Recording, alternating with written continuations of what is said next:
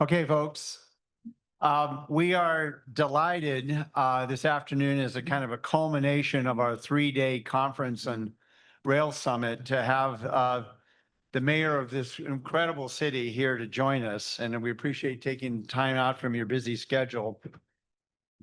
Just to put this kind of conversation, Mayor and Councilor Simpson into a kind of a political context. For the last 3 days, we have been talking about rail, freight rail, passenger rail, short line railroads.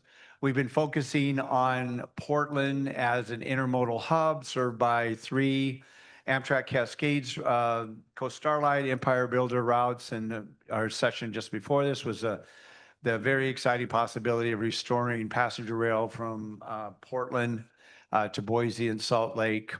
And then we know that you and Ashton are a strong supporter of high-speed rail. And we look forward to the Cascade Innovation Corridor conference later this month in Seattle to carry on that conversation. And we want to extend our appreciation to Ashton to joining us at our Penware Summit back in July with Dow Constantine, the CEO of Sound Transit, and a very distinguished panel where we reviewed where we were with high-speed rail funding.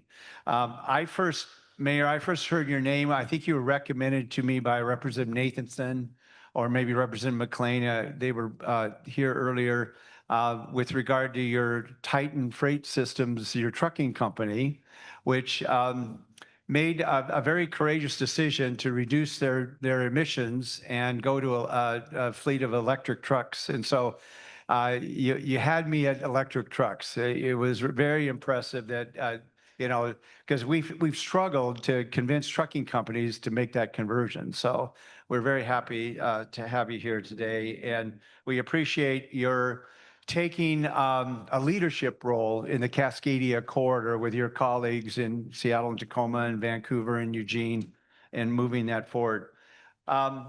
We are also delighted to have Rukaiyah here, Rukaiyah Adams.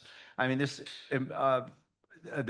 the resumes and bios of the folks are in the HUVA application, so I'm not going into a lot of details, but I was very impressed in reading Rukaiyah's bio to understand that she has had a long and distinguished career as a motivating community organizer, but she's managed to pair that with some smart investment strategies and a skill that we don't have enough of it with community organizers and developers. So before she became the director for the 1803 Fund, I think you were involved with the Meyer Memorial Trust, which is a really, really great organization. So we're looking forward to your perspective and your framing the conversation in terms of not only what we can do as an organization to support rail coming into this intermodal hub.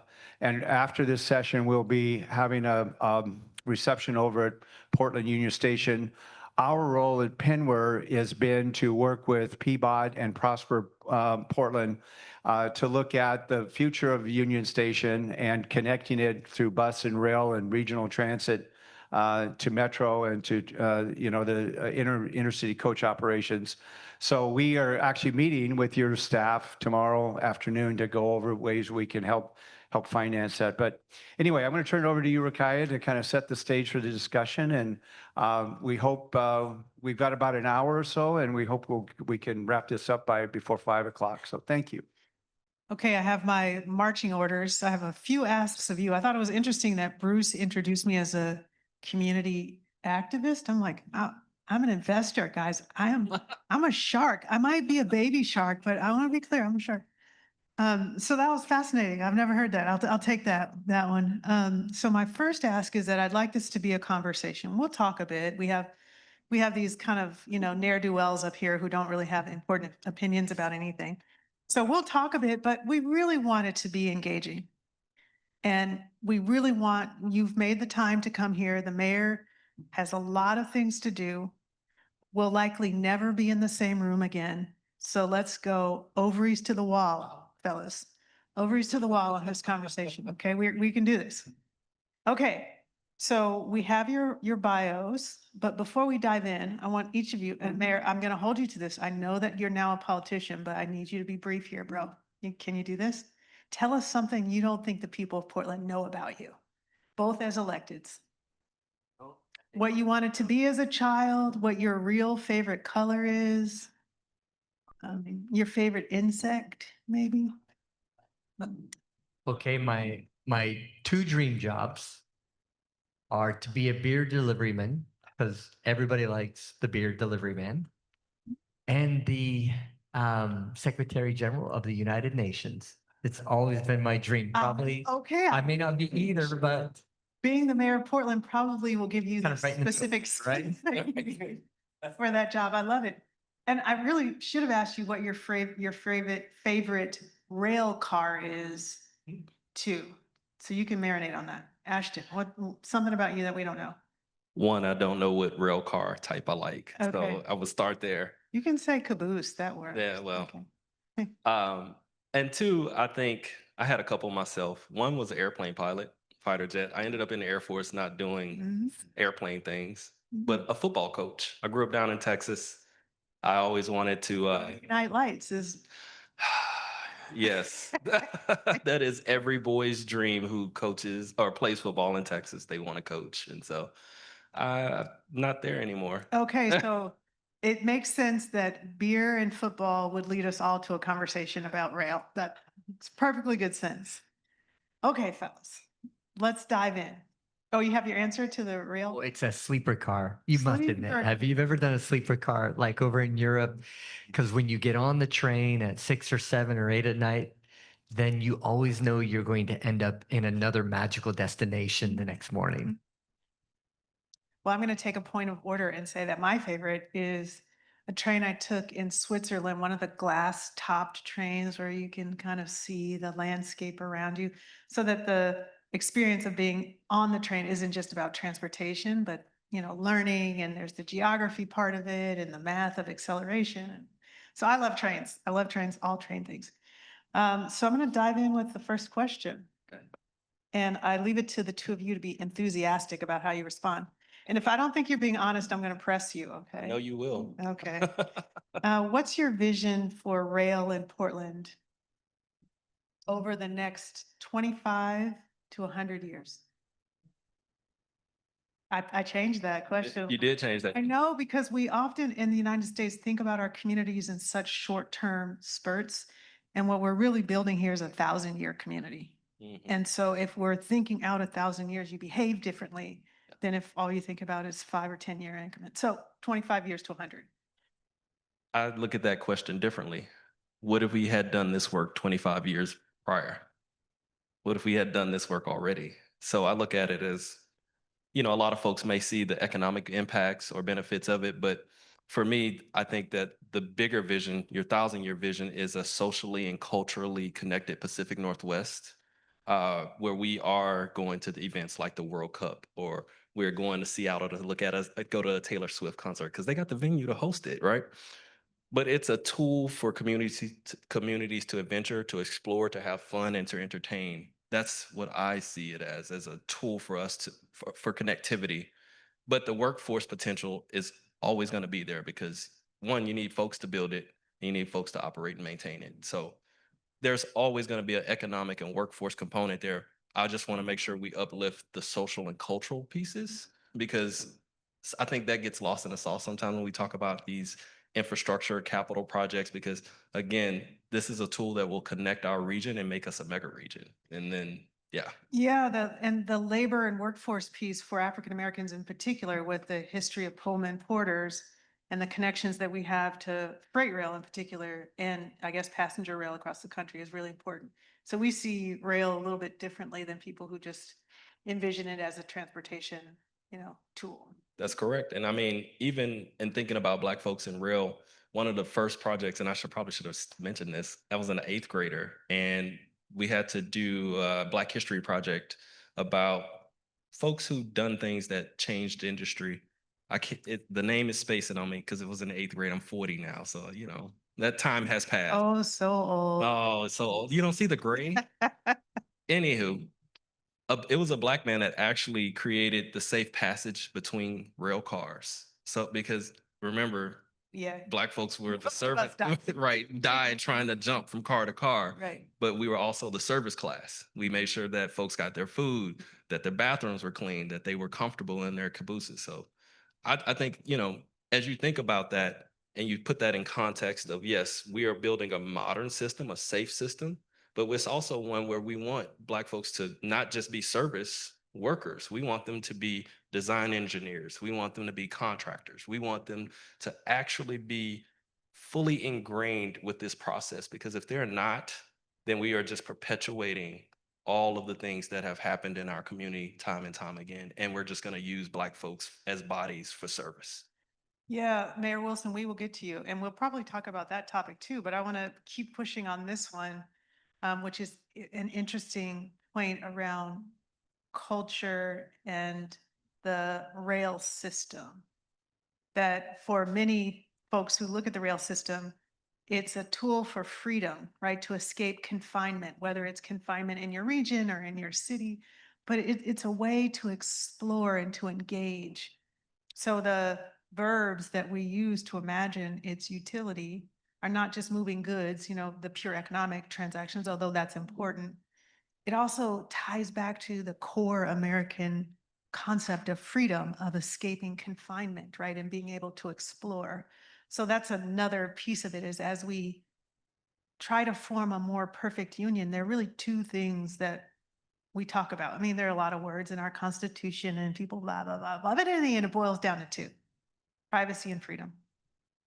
And I think the rail system allows us to really envision a new kind of freedom that isn't about bondage, but about exploration. So that's a really exciting point. So Mayor Wilson, the question to you: how do you see or envision our regional, rail system 25 to 100 years out?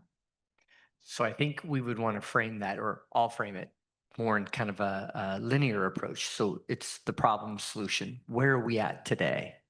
What are we trying to solve for? So we know that we're impacted by congestion. We know that Vancouver, BC, Seattle, and Portland, those three cities have the most amount of congestion in North America. They're in the top 10. So that's a problem. That's not going to get any better unless we do something. It's quite amazing. And then we look at the growth that our region's going to experience, our mega region. We're about 10 million strong as far as people. We've grown 30% in 20 years, and we're expected to grow 30% in the next 20 years. So you see that congestion is only going to be compounded. And then we look at how we've thought in terms of infrastructure. We needed to address existential threat in the 50s because of military transport logistics. And so we created the interstate system, an extraordinary feat of accomplishment, right? We certainly had the issues that have come from it. In 2020 now, we have the existential threat of climate. So we're at that point again. So you kind of frame those things. Are we going to continue to do the same things over and over again that are impacting our ability to move our community forward? Congestion, emissions, economic innovation, capital, it's all unbalanced. We're kind of locked up. We can't get going. And the one thing that can really address overloaded roadways and overloaded runways is high-speed rail. We're the last, or one of the last industrialized nations to not have it. And then you look at the cost savings that we could gain. Again, problem solution. We've spent over $2 trillion on highways. And we fund it at about a 80% or an 8-to-1 match with our federal government. And then we've spent about $800 billion on airports at a 9-to-1 match.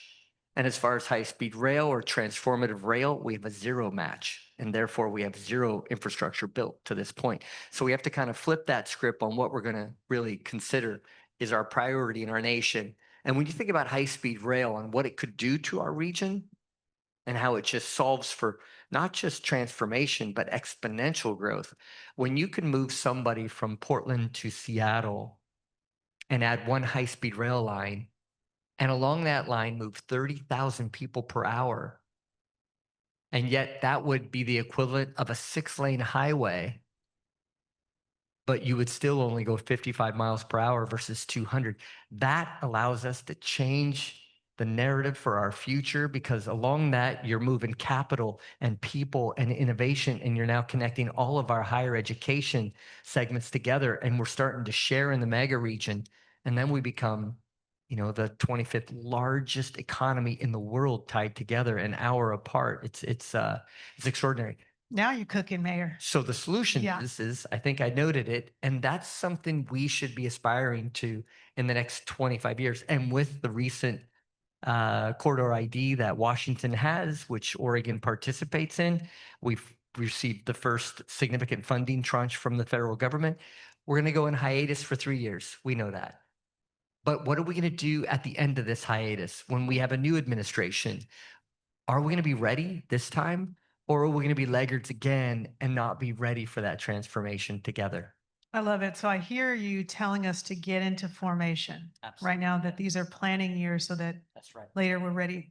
Can you tell us more what the mega region is, that is the 10 million people? Because this is an important historical point for the region. too. Yeah. So our travel shed, generally, if you think about concentric circles, put one around Vancouver, BC, put one around Seattle, Washington, and then put one around Portland. So the mega region really goes from Eugene all the way up to Vancouver. And think about 100 miles on either side of that corridor. That's our new Main Street. So it's not Broadway anymore. The Main Street allows us to now transfer people in a matter of a few minutes.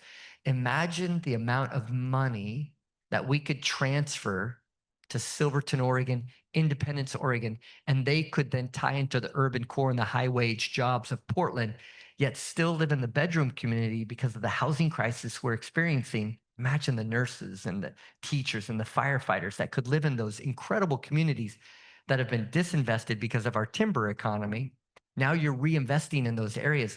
You're creating a massive travel shed a few minutes away from the economic cores, the economic opportunity, but then you're doing something really extraordinary. You're taking the brownfields from our timber communities, from closed mills like Oak Ridge, that's lost 3 mills, 2,000 jobs. Half of the community lives in poverty.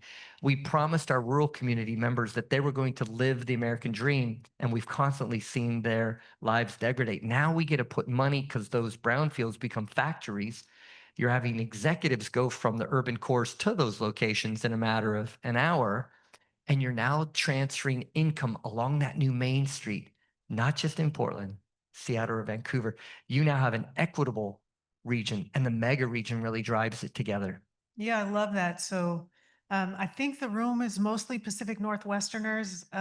As the village spinster, I read a lot about our early history. And the Hudson's Bay Company, when they came here to begin to, I don't know, exploit, take, whatever you want to say, happened at that time. The ocean and the rivers were essentially our high-speed transit system, right? From British Columbia, I guess, to Central Oregon. So those ships were moving up and down the coast and coming a little bit inland to, the rivers in order to trade. So our cities are organized around confluences of rivers, right? Portland is at the confluence of the Columbia and the Willamette, and then Seattle has, the Sound, and Vancouver also has that. So these high-speed rail opportunities are a really big shift away from watershed transportation and economic generation to transportation shed, or, rail shed economic wealth distribution, which is an interesting shift than we've had in the past. So I think of Cascadia as one region. So British Columbia, to me, is culturally more similar to us than Pittsburgh, right? So the region is one, and it'll be an interesting geopolitical conversation once we get beyond Oregon and Washington, and then begin to connect with British Columbia about how that works. So your United Nations ambitions may actually come to play sooner than you think. I want to add to something the mayor said, because I think it really helps shape, and I'm speaking from a land use perspective, coming from Metro, right? One of the things that I've observed, and I agree with the mayor about the travel corridor and the explosion that could happen along it, but at least here in this state, there's been like a love-hate relationship with growth. right? Growth in general. And this kind of project will undoubtedly bring growth of many levels for different communities. And for me, as I think about what the mayor said, we as a citizen group, as elected officials, as across jurisdictions, we have to embrace growth, not just for this project, but for other projects in the region, particularly for the people, because I think right now in this region, we just have the same finite amount of jobs, same, you know what I mean? Like we have to grow the pie in some ways, but this idea around land use growth and what we should do about it, particularly in our last urban growth report at Metro, we didn't have any of the, suburban jurisdictions except for one apply to grow the urban growth boundary because, and that was Sherwood because they had a plan for industrialization. Anyway, I'm going down a whole nother track. However, going down a whole nother track.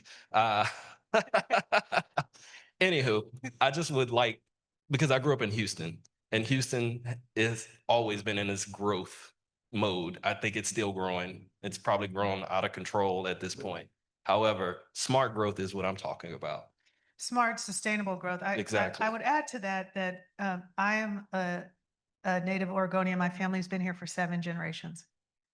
I agree that there is something about growth that we need to work through.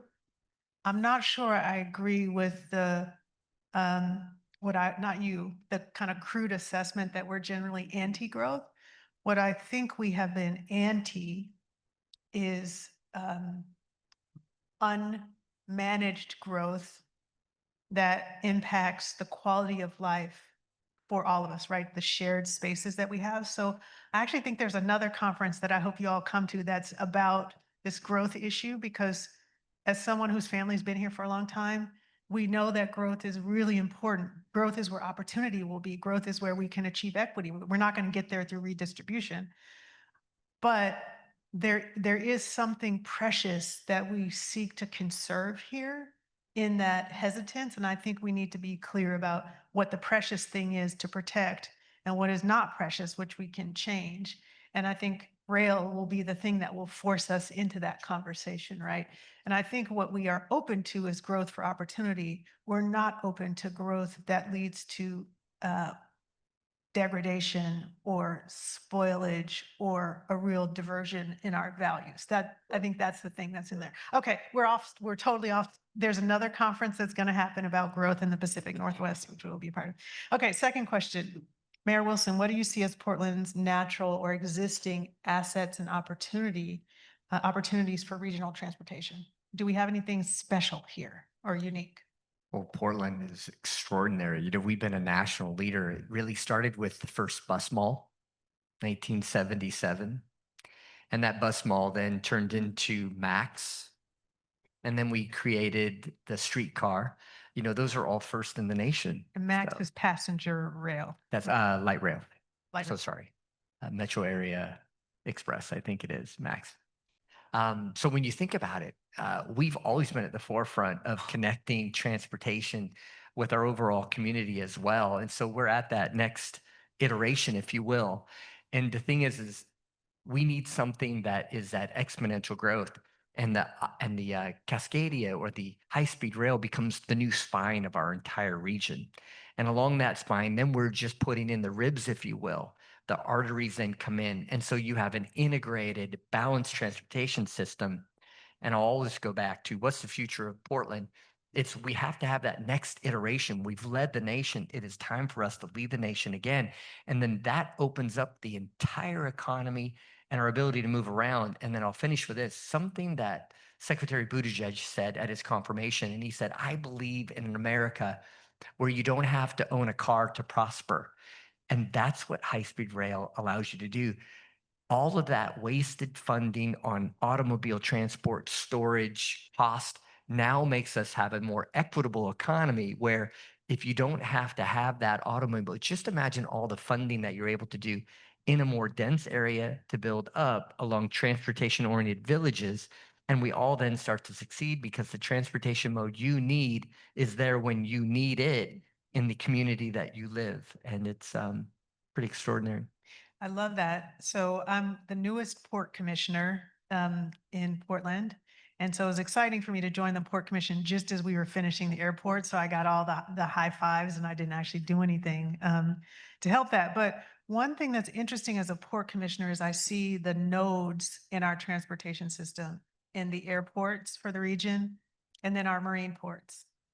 And what's clear is in order to drive our trade economy is that our rail systems have to connect to our airports, our marine ports, and other forms of transit, however we get products that make their way into the world, and the products can be human beings too, making their way in the world. So the other thing, the other opportunity that I see here that exists in, say, New York or Newark or Philadelphia or DC would be the integration, the intermodal integration, where we put rail first, not cars first, or to be honest, airplanes first. Right.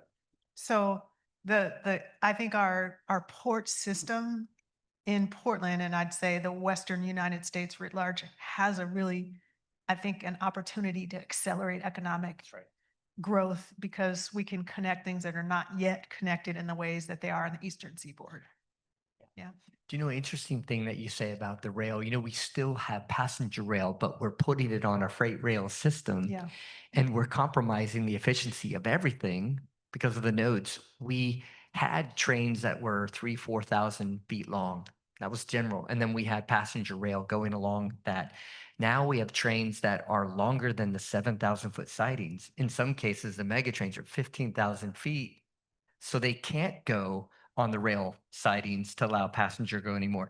And our on time between Portland and Seattle, you know, it's unfortunate, but Amtrak requires an 80% or greater on time. And when you think about the Portland to Seattle, it's like 51, 52%. You go to Japan, 99% of arrivals are within 1 minute. And so you think about, this is America. I mean, we've always been efficient and we've always had the best systems and the best infrastructure. And now you think about that difference between Japan and our on time with our system because we're trying to commingle two differing products on one set of rails. I love that you're on the Port Commission. So let's change that. I'm thinking a lot about that and this challenge that we have looking out 1,000 years. When we began the interstate highway system, it was a DOD project, and we were looking to Germany for inspiration, right? The Autobahn was the inspiration for a lot of our interstate system. Well, we were looking to Europeans for solutions in the mid-century, but the reality is that we look east to many of our trading partners, right? If you look at where we're trading blueberries from the Willamette Valley, it's going to Korea, it's going to Japan, those products are going to China. And I think they look to us for some ag markets, and I think we need to look to them for an understanding of rail systems and be comfortable with that, right? Because they're important trading partners for us. And, you know, we've had some great things in the country, but we've taken stuff that other countries have done and we made it a little better. And that was the case of the Autobahn system. And so I'm excited to look east. And I actually think I'd be sharper in this and say that our aspiration should be looking east to Singapore, a city, you know, a place like Singapore that is about the same size as Oregon, same population dynamics. And we see what's happened there with transit systems and the connection of intermodal transportation systems. Anyway, I could go on and on. Okay. Ashton. No. Listen, I love this because I want to add to that thread, right? Because historical context, World War II, right after that happened, Right. Japan invested heavily in rail, and we invested heavily in highways and traffic engineers that were concerned about car throughput. Here we are. Right. Even now, and I just learned this on a call the other day, high-speed rail, the formula for steel for the rail tracks themselves are not the same steel that we're talking about on passenger rail, right? That's where we have to get, like you said, start looking eastward to our friends and saying, hey, how do we teach us? Yeah, we have a United Nations Right here. leader. Right here. Send him. So yeah, I agree with that. And I think the stigma of looking east, we gotta shed that because we have a lot of things to learn looking eastward. So Ashton, so looking out, do we have any special opportunities here in this region for rail or in transportation in general? Because you sit on JPAC, right? Yeah, Wait. You sit on JPAC or do you chair JPAC? no. That's Okay. Councilor Gonzalez. Okay. Councilor Gonzalez Okay. chairs. This topic really hasn't come up at JPAC because we're dealing with a whole host of other projects that we won't get into, capital projects. However, it is one that is important because when it did come on the docket around our legislative priorities, it is there. But I think that's the part, and then maybe I'm getting too far ahead, but when it comes to funding in this state, we have this quilt patchwork, right? And our agency is dependent on the state. And then, if the state doesn't come through, then we can't follow through on our promises. That was true with the planning that we needed to move forward, right? And that didn't go. And so I think that it's hard to talk about it in this space right now, considering we're in this 3-year hiatus and About what's the it? uh, Long-term. long-term high-speed rail in those spaces, considering we are dealing with major deficits across the board. And to Mayor Wilson's point, I think that getting folks educated in these 3 years of hiatus from the feds, getting our coalitions built from the tops to the bottoms and the in-betweens, I'll get in there, and saying, hey, y'all, this is a project. First of all, lay out the community benefits of the project and say, hey, we need everybody to be on board with this. So that when we pull out of whatever federal mess this is, because it's going to get messier, right? We need to be able to, with confidence, step and stride into this so that we can say, hey, no matter what happens, as we got this process going, we're going to keep pushing forward as a mega region to see this project through so our communities can benefit from it and we as a community can become resilient. So I'm probably a little bit more optimistic, I'd say, than the two of you. I'm even more optimistic about our region for a few reasons. We have a geographic advantage here in that I-5 already kind of cut a swath. So we don't have some of California's challenges with identifying a line option. The other thing we have here is water and space. So if we think about the mega region as a place where economic vitality gives us more people to do stuff, the advantage I think we have in Oregon is that we have the natural resources and space for growth. We have it. Whereas Seattle's probably a little bit more challenged in that situation, maybe outside of Seattle. So I do think we have some structural geographic challenges. Now, I would counter what you said, Ashton, about Japan investing in rail, meaning capital investments in their rail transportation system over the last 80 years. I think the United States, and particularly in the Northwest, we've been investing, but in something different that's harder to measure. And I think what we've been investing in is understanding each other. And those investments have been sometimes painful, right, over the years. But to have us in this room saying, we actually want to be a part of a mega region, those strangers in British Columbia, we want to see them and engage with them. And we want to know them. And those strangers in British Columbia and Seattle are saying, what the heck is going on in Portland? Let's get down there and see them. And that openness to engage strangers and to seek the delight of the unknown and knowing that there's a broader opportunity in a multicultural, multiracial democracy where women are a part of it. We needed to do that work before we got to the capital investments. And so I'm optimistic that if we can get through the next, let's say 5 or 7 years of wrestling with each other, that where we're headed is somewhere really exciting, where we're choosing to be together, not choosing to be isolated from one another. And that's a big, big step, right?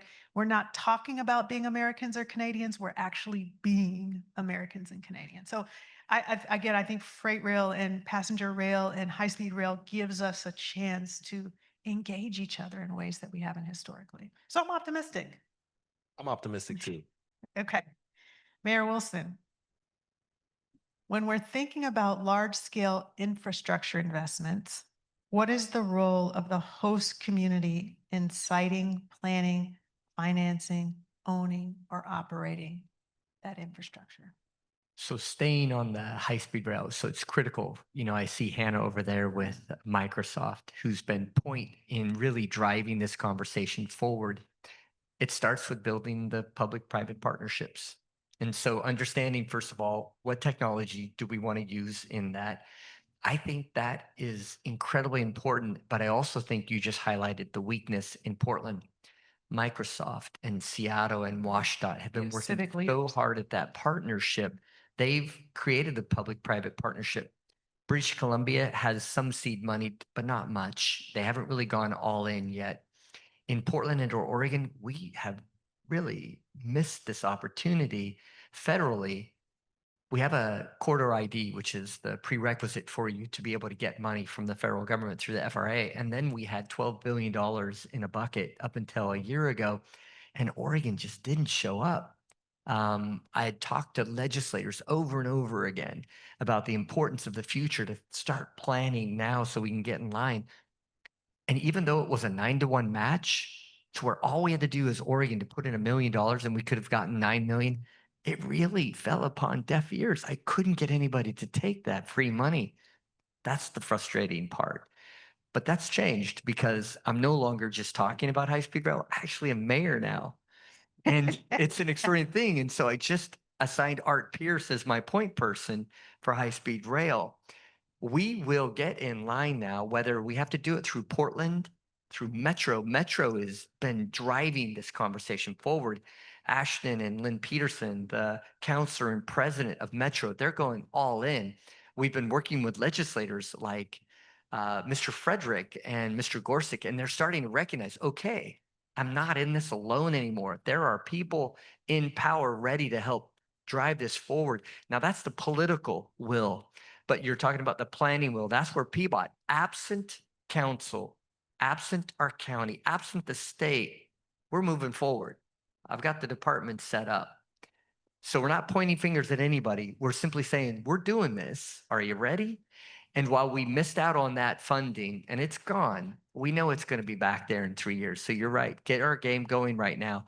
As far as the siding part of it, you and I can have arguments on where we think that Yeah. road should go because we've already had the I know. arguments on where we But think it should go. Wrestle about this. We'll. You know, there are a host of it. I'm saying, no, we are not here to talk about where it's going to go. We're here to talk about getting the funding, and then we'll let the experts figure out where it goes. So long as we have the will, the population, and the readiness, we'll let the engineers do their job. I'm sure there's a few in this room. We want to just, our job is fundraising. I am a fundraiser to gain the money, the millions and the billions, and then we're going to let the real smart people go and do the hard and important work of determining where the siding is. I just want to really, that I think the funding is the hard part. I think the siding and the planning, that's going to be the fun part. Yeah, we'll see each other in that cage match, but That's nervous because she and I've already had I'm a conversations shark. of where we think it should go, and I'm like, Yeah. so yeah, that's the fun conversation. Yeah, I do think though that as we approach the next generation of large infrastructure investments, not only do we need to have the money for it, but we have to show up to the table in different ways, right? We know what happened to some communities with highways, communities like the one I grew up in. And what will happen, let's say 10 years out or 15 years out, when we get to the serious conversation about another large infrastructure investment, I'm going to show up to the table with some power and a point of view about it. And so the conversation about where it is, how we plan it, who has responsibility will be, again, I think a new era in American excellence, in that it will require us to engage each other in new ways and not engage each other in a way of offense and reaction, but through collaboration and partnership and vision and a sense of togetherness and a desire to be together. And that, I think, changes the tone. Now, with that said, Mayor Wilson, I think it will be a challenge. So I think the funding will be the second hardest part of it. The first hardest part will be all of us showing up in new ways in an American spirit that we've not had the opportunity to show up for, I don't know, ever really. I love that you just said in 10 years you're going to have the power, and I'm going to be out of work, and I'm going to come work for you. And I think we could do some really amazing stuff. Women are going to take over the world. I love it. But I love that she said it. It is about garnering power and the passion and the focus and then driving for it and having an unrealistic expectation and planning on achieving greatly and then working relentless in that path because that's how big things get built. And that's got Because we're both. no, that's you. You're That's Adam. Rukaiyah. I am simply being tutored by Rukaiyah. Oh, that's nice. Okay, question for you, Ashton. So for the folks who are not in the room, Ashton is a counselor of our metro government. The primary role, and tell me if this is wrong, is planning. Planning. Okay, Absolutely. so your job is to do the planning work. Before I say that, Okay. if y'all gonna work together, y'all got to decide where it's gonna land. I just want to say that. I know. In 10 Yeah. years. Anyway, so a host community, in my mind, it plays a number. We're the planner, right? We need a cheerleader. Here he is, right? We need an agent of accountability. There she is. Village spinster. Yeah. There we go. Yeah. Right. And most importantly, we need the coalition builder, which I think everybody in this room is. Mhm. And I know that we as Metro, we have the convening power to do so for the region as well. And I think that as we think about this, again, I know we use this language a lot, but building coalitions, not just grassroots and grass tops, but the people in between, right? Those folks that utilize our public services, but necessarily can't show up to a meeting or don't know the meeting's happening or can't weigh in on a public process, right? And I think about oftentimes kids, obviously, because they're in school, but seniors, folks with disabilities, and really those folks that are living in poverty that are working overtime to survive, right?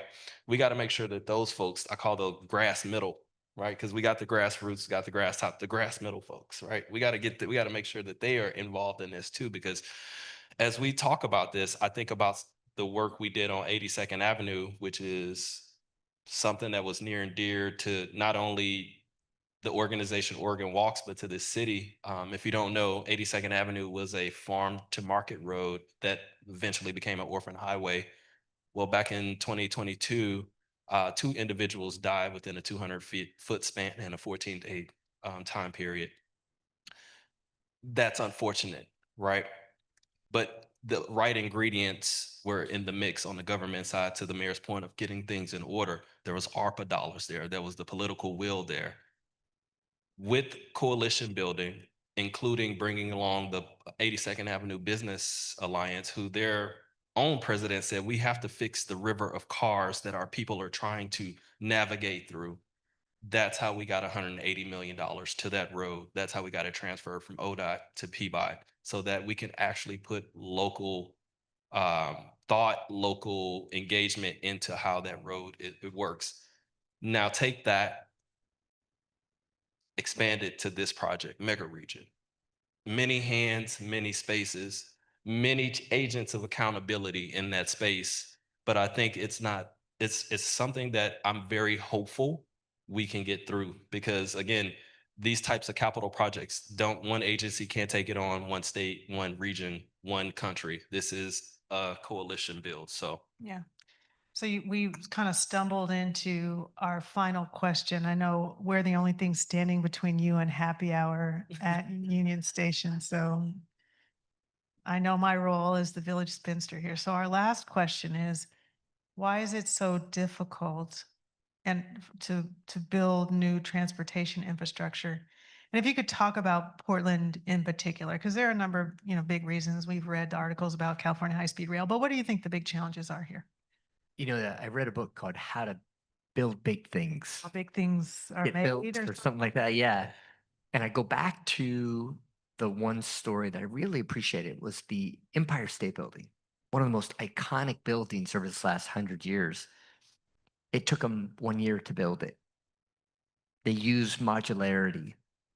The fellow who built it had experience, and he had already done the same building multiple times in different cities, just not as tall, not as wide. Same modularity. The first 6 floors were different, but the next 92 or whatever it was were all the same. We keep trying to do things that are special here, and we've always been great engineers and planners, but everything looks different. Everything has to be special or new, and then we don't get our stacks in order, financial stacks, excuse me, or we don't get the stack today. We don't do all the really hard work to get our financing stack fully engaged. And so we start projects when they only have 50% of the funding. And we're basing it on today's dollars. Any delays at all that take 5 or 10 years, now all of a sudden the cost of labor and equipment and materials have all gone up 10, 20, 30% since 2019. Construction costs have doubled. And yet if we build our stack on that, I fear we've gotten away from just thinking slow to act fast. So now we have these projects that are 100, 200% over budget and take 2, 3 times the length to build it. Go back to the Empire State Building. 1 year, they thought slow. It was the technology they knew. Their stack was fully built, and they have an incentive to finish it on task, on budget, and on time. We've lost how to do that, real clear agency and purpose. It frustrates me. You know, as mayor, I have a project, our filtration plant was budgeted at $300 million. Today it's $2 billion and still not done. And so are we ready to build high-speed rail, which is another transformative, but it's going to cost tens of billions of dollars? I'm concerned because we have created a different sort of muscle memory that's not wise. And so my point to everybody is if we do this, let's get our stack in order. Let's think slow. Let's get a technology that's been done before over and over again in a different country. Get those experts to come over and show us how to do it. Don't try and create something hyperloop for Pete's sake. And let's get this done. I mean, I'll add to that because that was well said. I mean, that is literally the progression of a project. Literally. The only thing I would add is, you know, because I'm sitting at the regional level, right? And you can really look at your projects in your jurisdiction. One of the biggest things we look at, even at the JPAC table, right? When we come to that table and we have a work group, we ask folks, don't talk about your jurisdiction itself. Don't talk about a project, special project in your district itself, because we're looking at things as a system, right? And it's so hard to get, even here at the regional level, to get folks to like pull their minds out of Oregon City or out of Wood Village or out of Troutdale and say, hey, what's good for the system? And I think that if we can get to a place where we can rise above, you know, really regionalism, but, you know, mega regionalism, right? We can get there through all those steps, some persistence. And I do agree, you know, and we do need to get the money. That is going to be the biggest piece because we've done, I call Portland the city of plans or the land of plans, right? Because we have so many of them that have not been actuated, right? We got to find the money for this and then think slow and get it done. I love this. I would add that we have done some big things recently. The airport was a really big thing. Yeah. A really complicated thing. And a lot of capital invested in that social capital. The thing I would add to your points, and you are both very diplomatic. I would add that some of these projects take technical skill. And the technical skill isn't just engineering, but management. And I think we've undervalued competent management here. So the other piece of doing big things, there's the aspiration, there's the planning. And on the execution side, I think we have to accept that we need some help. And the help isn't just in construction. It might be in management. It might be things that, again, we as a culture don't value as much as some other places. So that's something I see is that we have all these folks who can design things and then the process of executing is undervalued. Mayor Wilson, Councilor Simpson, thank you for your time today on this panel. I hope that we've at least been kind of interesting to you. Thank you.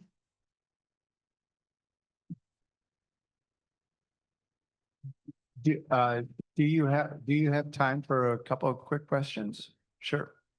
Do we have questions in the audience? Yes. Can we get a mic over here? Yeah, speak loud. No, we need to record you. Hold on. Nice. Okay. 40 years ago, City of Portland made a decision to make the area around Union Station the regional transportation center. The Greyhound Depot and the Trailways intercity bus depots were moved north.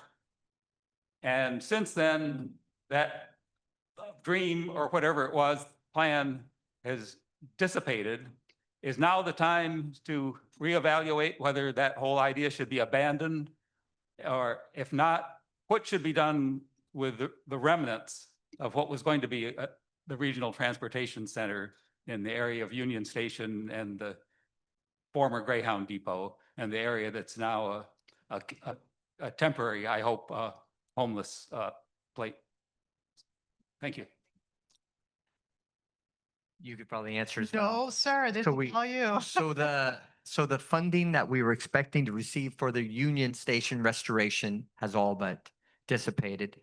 The good thing about the Greyhound Station is TriMet is on the cusp of purchasing it, so it will remain a transportation hub. When you think about the Broadway corridor and that renaissance that is going on with the new buildings, 450 affordable middle market housing are going on. We're building back the street plat there. It's still very much envisioned to be what we need.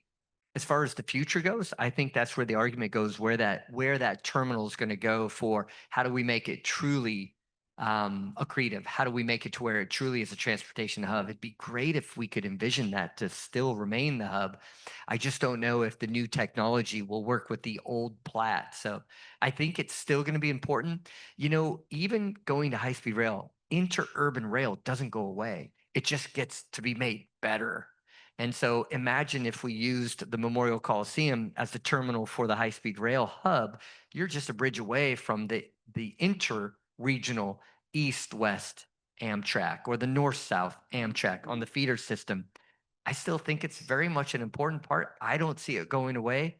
I see us having to reimagine it, but I don't see us having any reason why it couldn't work, especially if the Greyhound's going to be kept with the TriMet hub there. I actually think it could work quite well. Yeah, I would add, do you have anything to say here, Ashton? No, I don't. No, okay. So I would add that we haven't planned that part of the city well at all, not just the Union Station location, but Old Town, we've done some weird things with over time. And the bridgehead connections are a little weird in there.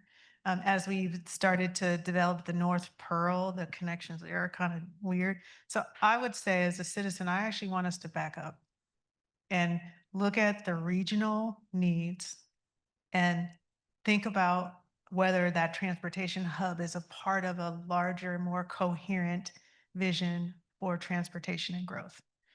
And I think for that northwest part of the city, the inner northwest part, we just have to do better. I don't know how else to say it. We just have to hard stop.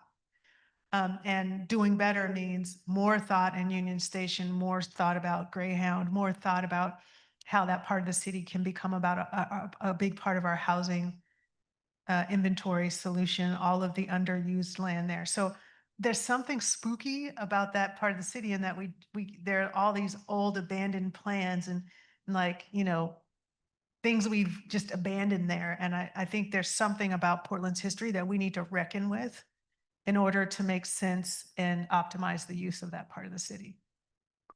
So the all-important, the last question, because the staff is giving me signals. Jeff? Okay, what's your favorite high-speed rail system you've ridden on and why? South Korea. I was in the military. Where was I stationed? Osan Air Base. I wanted to get to Busan, and I was just so impressed with the drink car. I was younger. I was in my 20s. Come on, leave me alone now. I'm 40 now. I can say it. He's throwing around that 40 thing like it's like. Right. I'm a fresh 40. You are. And honestly, it was the ease of use. It was the quickness. I mean, it was safe, and it dropped me off right in town where I was partying. Where you were, what was the verb? Partying. Oh, right. You were 20. Okay. Yes. For me, I would say Japan.